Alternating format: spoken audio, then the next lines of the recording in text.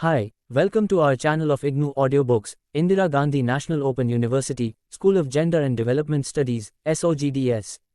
Bachelor of Arts, Gender Studies, BAGS. Semester V. BEGS 183 Writing and Study Skills. Block 1 Improving the Basics. Unit 2 Enhancing Vocabulary, 2.0 Objectives. After you have gone through this unit, you should be able to differentiate between active and passive vocabulary. Distinguish content and function words. Discuss with appropriate examples homonyms, homophones, homographs or idiomatic expressions. Enumerate the use of suffixes and prefixes, and understand the necessity of using the dictionary and thesaurus to expand vocabulary. 2.1 Introduction. Like bricks, when laid out properly, correctly and with some imagination, can build up simple walls or complex designs for buildings and mansions, not to talk of other structures. Similarly, a language user uses different words to construct sentences, both single-word sentences and longer ones. But just as bricks alone are not adequate, and they need to be strengthened by the use of mortar, concrete mixture, similarly words alone may not be adequate. The appropriacy of the word chosen, the word order in which it is placed, the nuance of the meaning, everything plays an important role. In this lesson, we will read how words oral or written are gradually learnt and how you as a learner can gradually increase your word base. 2.2 Active and passive vocabulary. Just think for a moment. Can you use all the words the moment you have heard them or have read them once? Do you use all the unfamiliar words the meanings of which you have guessed while reading or listening in your speech or writing?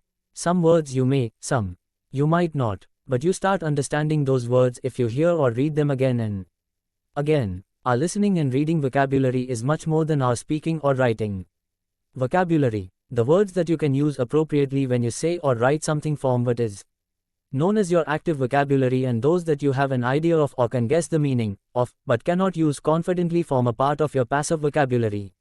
Our active vocabulary is more limited, smaller, than our passive vocabulary. As students, we try our best to increase the repertoire of both active and passive vocabulary and gradually try to convert our passive into our active vocabulary. 2.3 Content words and function words. Read the following sentences. 1. I saw a beautiful bird sitting on a branch of a gulmohar tree. 2. Pari, my 5-year-old granddaughter, wants to wear blue jeans all the time. She cries loudly whenever her parents ask her to put on a frock, however beautiful. Look at the underlined words carefully, once again. Even as isolated discrete words, they carry some meaning. These words, if you observe carefully, are nouns, adjectives, verbs and adverbs. These words are called content words. On the other hand, the words which are not underlined are function words. These words are more frequently used and carry some grammatical meaning.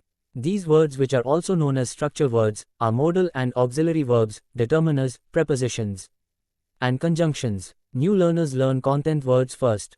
The list of such words is open, in the sense that new words are added to this list over the years, e.g. think of the word helipad or smartphone. Did these words exist 100 years ago? Why were these words added to the list of words that are so commonly used today? 2.4 Some difficulties in learning English vocabulary. As second language users, we may find a few stumbling blocks in mastering this language. In this section, we shall look at a few of these difficulties. One word, many meanings. Homonyms. Homonyms are words which have the same spelling and pronunciation but different meanings in different contexts. In the following sentences, the word club has different meanings. As a child, you might have gone to a local club in your locality. You might have seen the picture of Bhim with a club in his hand in Mahabharat serial on television. And if you play cards, you have to deal with clubs in the pack. Your teacher might suggest to you to club two paragraphs together to make the writing more compact. A club is an association of people with common interest. First sentence, a club is a heavy stick with a thick end, used as a hand weapon, Bhim with a club in his hand. Club is one of the 4 suits in a conventional pack of playing cards. In the third sentence, club means combine. Let us take another example. 1. She went to her room and lay down on the bed. 2. My husband is busy preparing a bed for the roses. 3. Heat the curry thoroughly and serve it on a bed of rice. You will notice that the word bed has different meanings in the examples given above. You understand the meaning from the context in which the word has been used, e.g. the context of the first sentence is a piece of furniture. In the second sentence, the context is the area in a garden so that plants can be grown in it, whereas a bed of rice in a recipe would mean a layer of rice. These contexts give the clues about the meaning of the word bed or club. Read the examples given above again and look at the words that give you the clues about the situation. In English, there are many such words where the spelling, written form, and pronunciation, sound are the same but they have different meanings in different contexts. Idiomatic expressions. Does lend an ear to someone mean the same as to lend someone money? What does from hand to mouth mean? Who in your family is the apple of your eye? Or what is it to have a green thumb? As an experienced user of the language, you know the meaning of such idiomatic expressions and you are well aware that these frozen expressions mean something which is totally different from the sum total of the individual words. The meaning cannot be derived from individual words and must be learnt as a complete unit of meaning. And this understanding is acquired slowly, gradually and with constant contact with the language. Formal informal expressions, approved disapproved. Levels of formality and the connotations of some words also pose practical problems for students of a second language.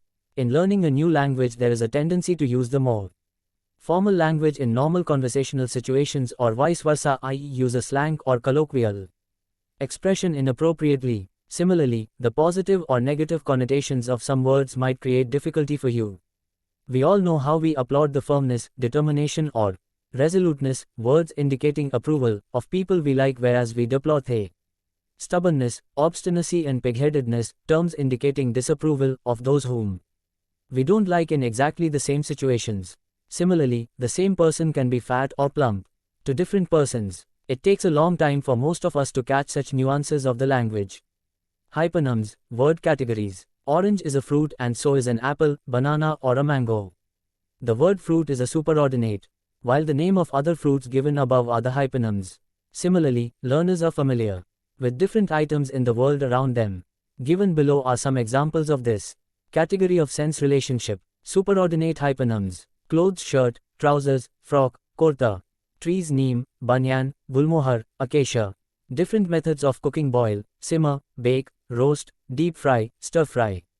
Saute. Colors: blue, red, white, crimson, aquamarine, sea green, ochre. Collocation, word partnerships. Collocations are essentially word partnerships.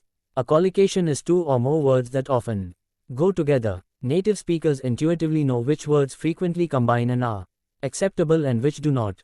Knowing the frequent collocations is essential for accurate natural English. We can use the word color in the following combination. Adjective: bright color, favorite color. Noun: color blind, eye, hair color.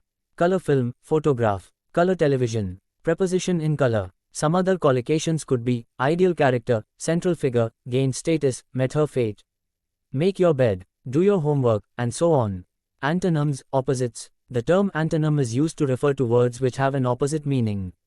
But there are pairs of words which contrast in terms of a scale, e.g. hot, cold, tall, short, easy, difficult. These opposites are gradable. For example, if we put hot, cold, water at two ends of a continuum, we get something like this.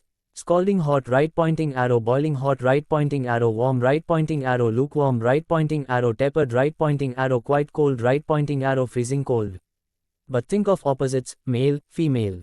Such meanings are non-gradable or mutually exclusive. A boy cannot be a girl or a dead person cannot be alive, living. Synonyms, similar meaning. Every language has groups of lexical items which are very similar in meaning, synonym, but are never identical. For example, angry, annoyed, upset and irritated may be synonyms but each word differs slightly from the others. You have to pay attention to synonyms if you wish to choose appropriate words in different types of writing. 2.5 Word building. Affixation and compounding. Affixation. We can build new words in English by adding prefixes and suffixes to the base word.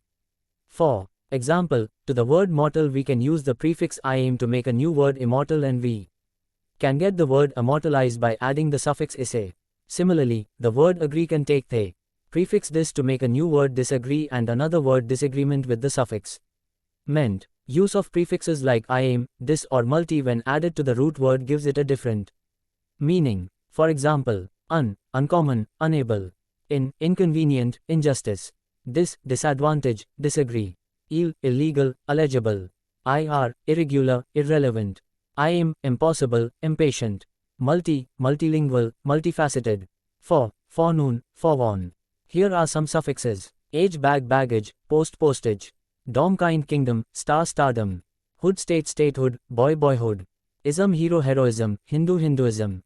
Compounding. Compounds are made up of two or more parts which can also occur independently as words. These separate words are combined to form other new words which are listed separately in the dictionary and have separate meanings. Blackboard, flowerpot, armchair, 2.6 USING. A dictionary and a thesaurus. Dictionaries are of help in checking and learning of pronunciation with the correct stress pattern, meaning, in contexts, with examples, or grammar of a word, e.g. the part of speech it belongs to, whether transitive or intransitive in case of a verb, or whether countable or uncountable in case of a noun. Some dictionaries like the Oxford Advanced Learners Dictionary, 2002. Edition, OALD, gives the origin of the word. For example, Gordian knot means a very difficult or impossible task or problem. Then the origin of the word it mentioned. Origin, from the legend in which King Gordius tied a very complicated knot and said that whoever untied it would become the ruler of Asia. Alexander the Great cut through the knot with his sword. Moreover, dictionaries like the Cambridge International Dictionary of English, 1995 edition, includes a picture dictionary, e.g. on kitchen, bicycles, etc., as does Advanced Oxford Collins County Build. The last dictionary mentioned here also includes word webs or topic-related vocabulary. Through encyclopedia-like readings combined with related artwork, word partnerships, collocations, and word links, word origin, e.g., geo equals earth, geography, geology, geopolitical, or even usage like less and fewer. You also have used the dictionary to decide whether a particular word is formal, informal, and shows approval and disapproval too. Complete your task set in Check Your Progress 7. While the language of literary criticism of OALD is very informative, the text messaging and emoticons included in Collins CoBuild is very handy in an age of emails and SMSs. In other words, a dictionary is not only a useful reference material but also a treasure house of information to build up the vocabulary of your learners. In higher classes, you will find both the thesaurus and the dictionary extremely beneficial in reading and writing tasks. 2.7 Summary. Isolated words are difficult to remember. When we learn words and phrases, our memory tries to group words that go together so that one word or phrase reminds us another. We have discussed some of these in different sections of this unit, e.g. related to the same topic, associated words, e.g. the picture of a kitchen. Examples of a more general word, superordinate hyponyms, e.g. furniture table, chair, etc. Similar in meaning, synonyms a. g. Lazy indolent. Opposite in meaning, antonyms lazy active. Arranged along a scale, word continuum, e.g. letter word phrase sentence paragraph page chapter book. Built from the same basic word, affixation, compound words, e.g. type retype. Prefix, child children, suffix, type write, compound words. A word is rarely learnt at one go. Hence, the need to review, revise and recycle words at frequent intervals so that the learning is spiral and a new aspect is added gradually over the years. Moreover, vocabulary learning does not end in school. It continues well into our adult life. It is a lifelong process. Also, our passive vocabulary is much larger than our active vocabulary. Thank you for watching. We will see you in the next video with the next chapter.